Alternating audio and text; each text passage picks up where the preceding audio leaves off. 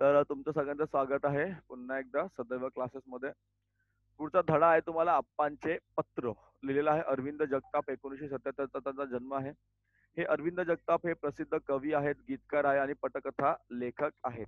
मी प्रत्येक धड्याच्या आधी ही लेखकाची जी माहिती असते ती आपण मुद्दामून वाचतोय. तर त्यामुळे आपल्याला त्या लेखकाचं मोठेपण या ठिकाणी आपल्याला पटकन कळतं. किती मोठ्या थोर व्यक्तींचा आपण हे धडे अभ्यासत आहोत. सिनेमा, कला, साहित्य आणि दूरदर्शन या क्षेत्रांसाठी त्यांचे लेखन प्रसिद्ध आहे. तसेच त्यांची हृदयस्पर्शी लेखनशैली प्रसिद्ध आहे. विविध सामाजिक व संवेदनशील विषयांवर लेखन करून जनतेमध्ये जागरूकता निर्माण करण्याचा प्रयत्न हे लेखक त्यांच्या लेखनाच्या माध्यमातून करत आहेत. सॉरी.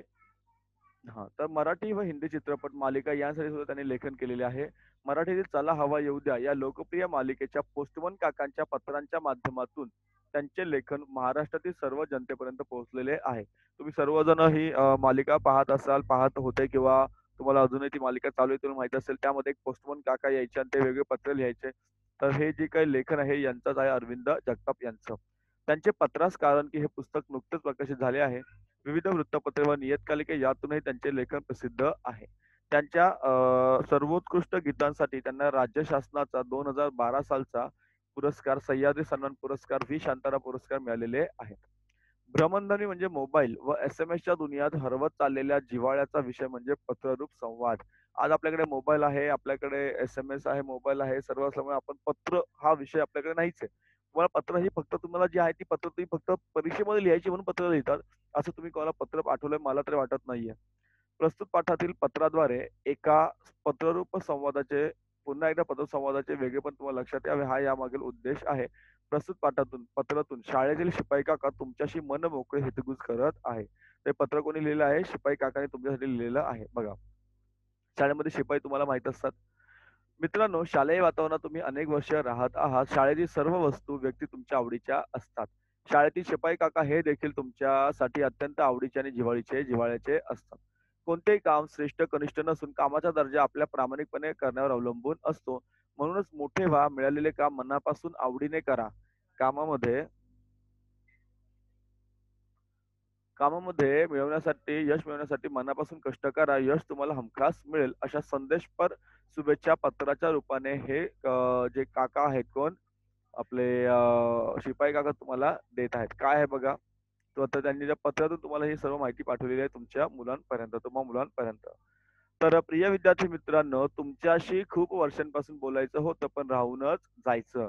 घाबरू नका, मी कोणी उपदेश करणारा माणूस नाही. मी तुमच्या शाळेतील कोण आहे तर शिपाई आहे. माझं नाव आहे अप्पा. काय नाव आहे माझं? अप्पा. शाळेत तुम्ही एवढे घाईत असता, की कधी बोलायची संधीच मिळत नाही.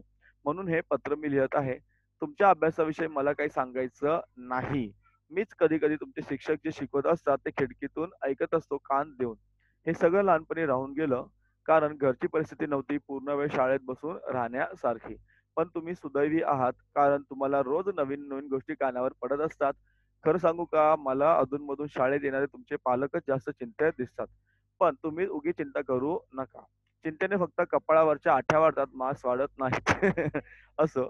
पत्र लिहिण्याचं कारण एवढंच आहे, की पुढच्या वर्षी तुम्ही शाळा संपवून कुठे जाणार? सर्व कॉलेजमध्ये जाणार आहात. तुम्ही सर्व मुले शाळा सोडून कुठे जाणार? शाळा संपवून कॉलेजमध्ये जाणार आहात. आयुष्यामध्ये काय व्हायचं याचा निर्णय घ्यायची वेळ तुमच्यावर येणार म्हणून एक आठवण करून तुम्हाला देतो. दरवर्षी आपल्या शाळेत शिक्षक दिन साजरा होतो. त्यात प्रत्येकाला मुख्याध्यापक तरी व्हायचं असतं, नाहीतर शिक्षक तरी व्हायचं असतं.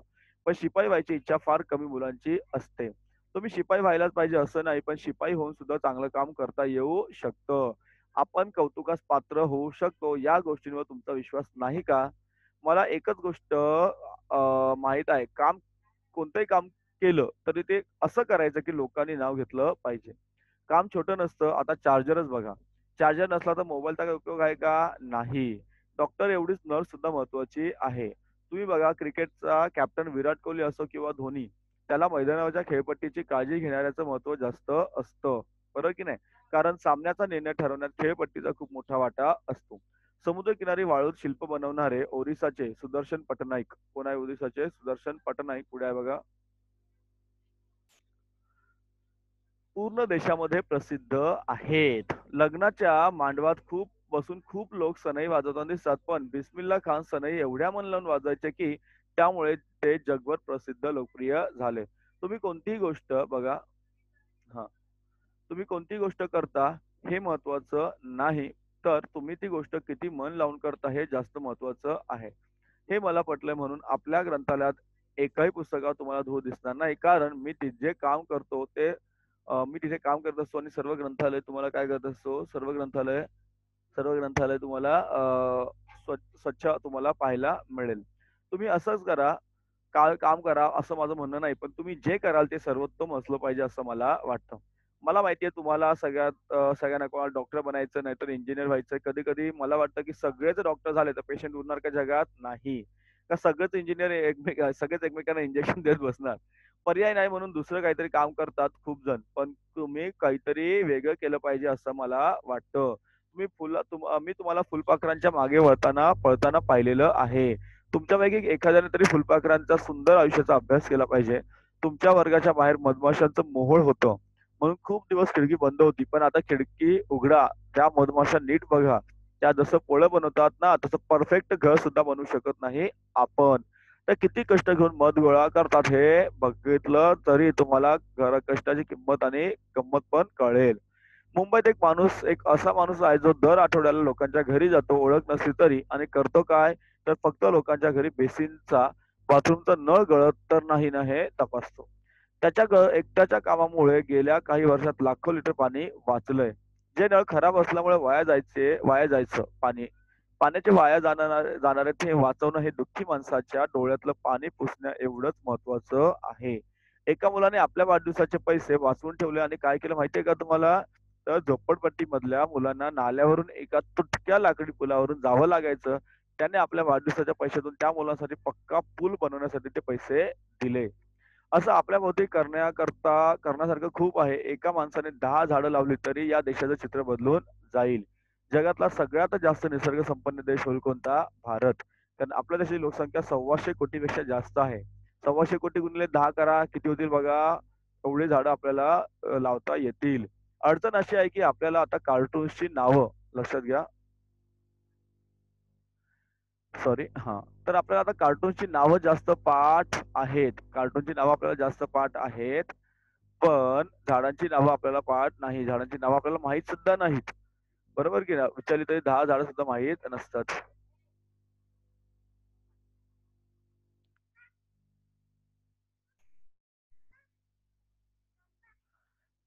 तेच पक्ष्यांच्या बाबतीमध्ये कावळा, कबूतर, चिमणी, गरुड अशी काही नावं ठेवली तर आसपासचे पक्षी सुद्धा आपल्याला ओळखता येत नाही. फुलं सुद्धा 5-7च पाठ असतात.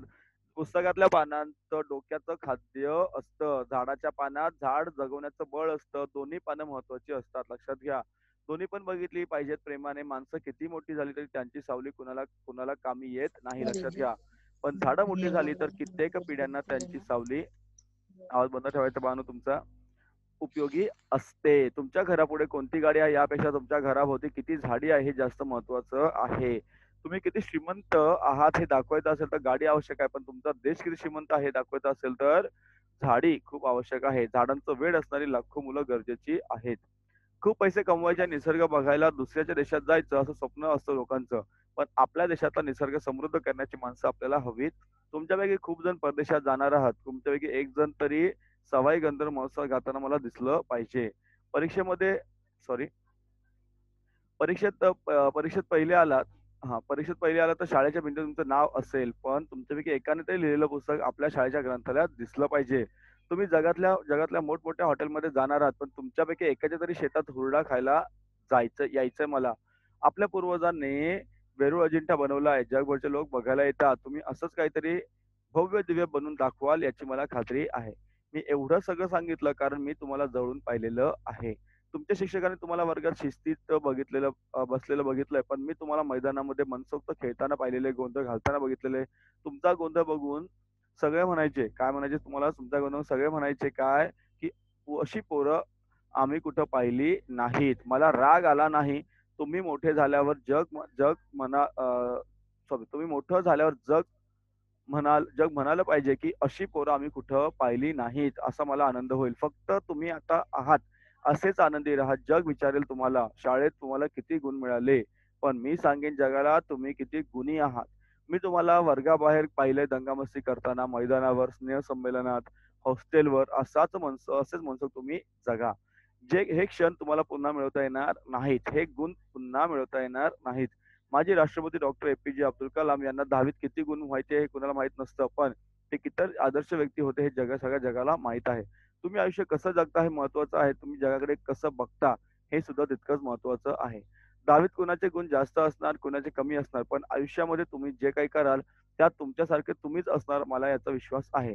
मी तुम्हाला खूप खूप शुभेच्छा देतो. तुमचा आप्पा मी तुमचा कोण आहे तर शिपाई काका आहे असं त्यांचं म्हणणं त्यांनी खूप सुंदर असं तुम्हाला लिहिलं आहे हे या ठिकाणी. काही प्रश्न उत्तरे सुद्धा खूप आहेत, सोपी आहेत ती.